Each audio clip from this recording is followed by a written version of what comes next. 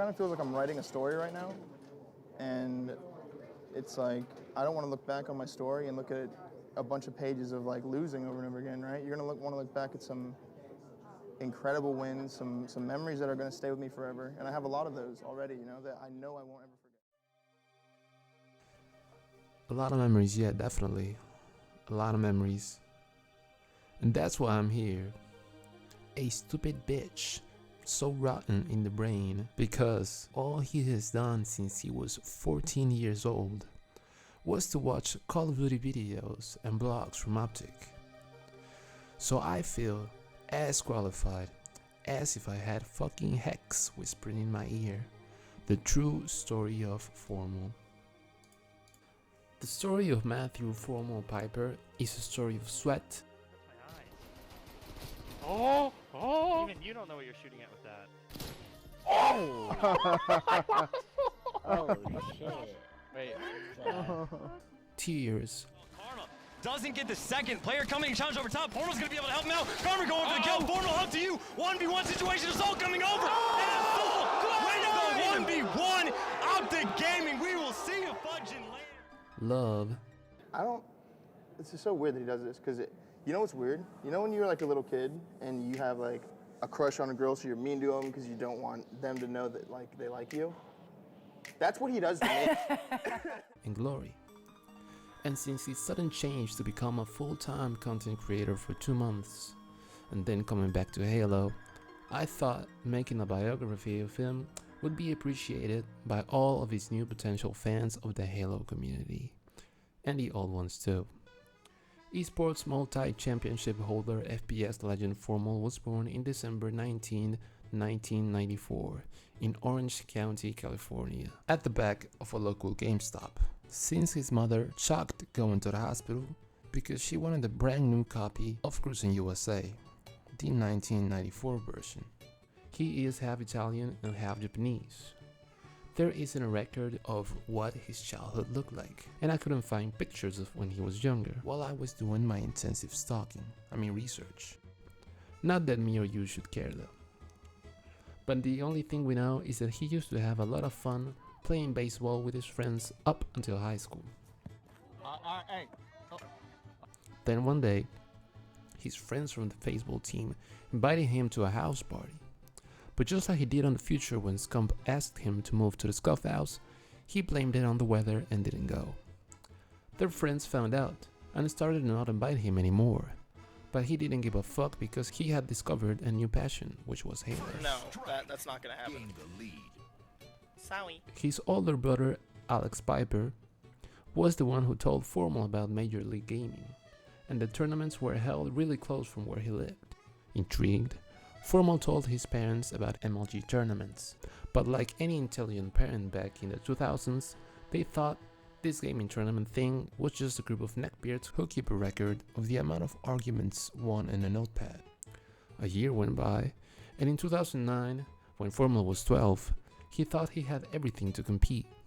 He wasn't the best, yet, but at this point, he already had some skill and a room that smells like shit, just like a real esports professional. He asked his parents again if he could go, and this time they said yes, so they could clean his room while he was gone. He hopped in the car and embarked a long ride of 20 minutes to MLG Anaheim, since it was really close from where he lived. He and his team Cheer Reality ended up placing 29th out of 31.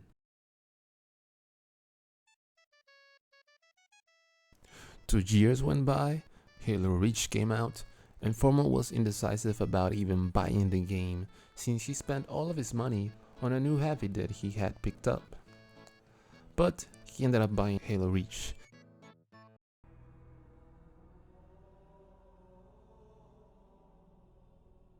An old friend from Halo 3, who was also a pro player, called Break, recruited FormaL not too long after he saw him online.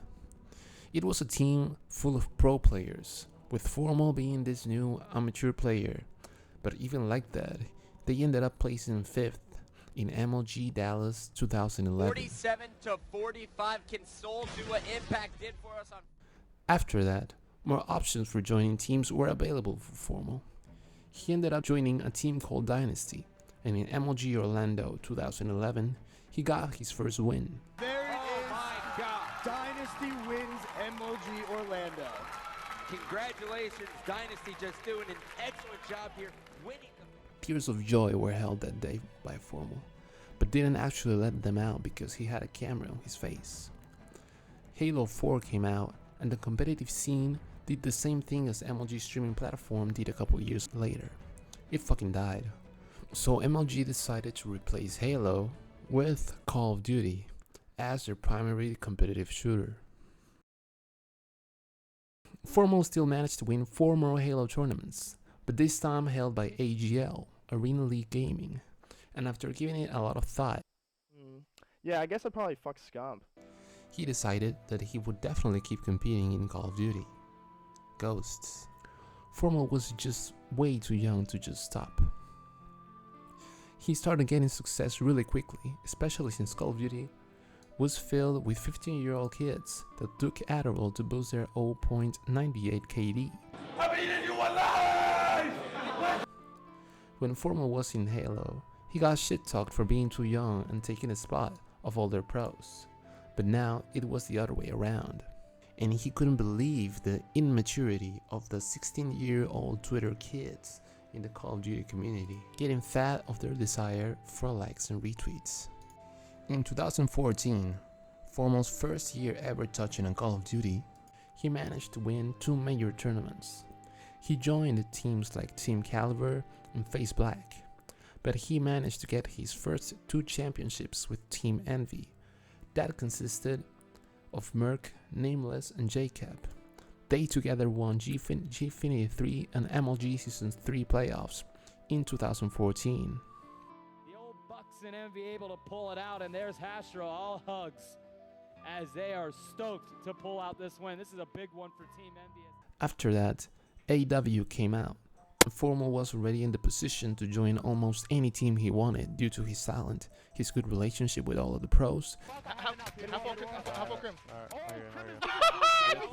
He sees my name and he just misses. You saw that?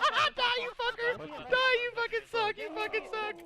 Once here, once Oh, you suck so much dick. and his amazing collection of snapbacks, well respected by a couple guys in the scene like Maven and even some old school legends like Big T. But what is really under those hats and why he never takes them off? Guess we'll never know. But I'll show you guys real quick. Ready?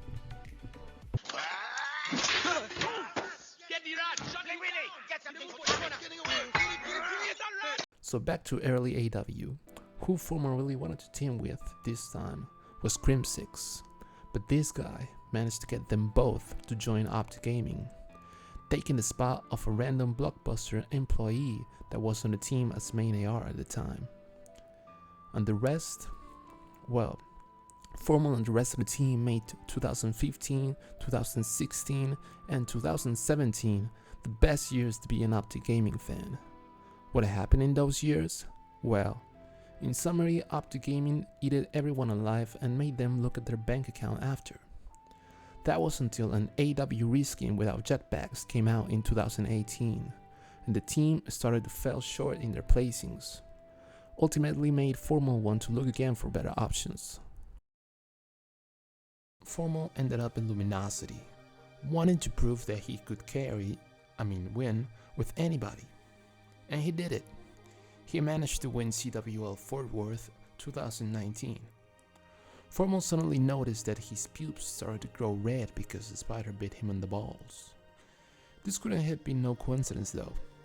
And after Cream coasted Scump, their 3rd world champs, FormaL and Scump decided the comeback of T2P, an old phrase that they used to say that means time to pound.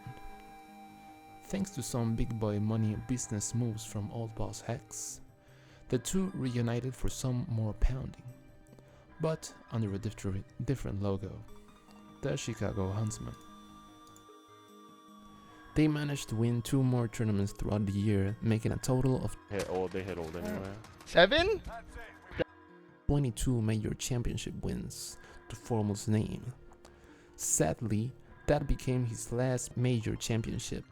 win, since FormaL decided to retire at the end of the competitive Cold War season due to Cut's inability to make good competitive games again, and killing his willingness to compete. Can't blame him.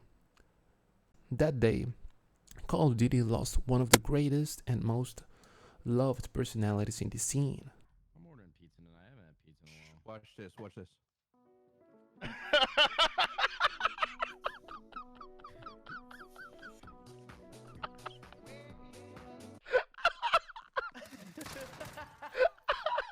Put it back on. Ghost bomb.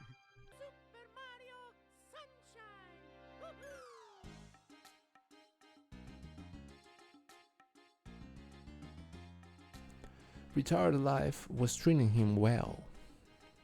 Psych, he spent his retirement the formal way, gaming till his eyes bleed out and spitting in a bottle. But that brings us to November of 2021.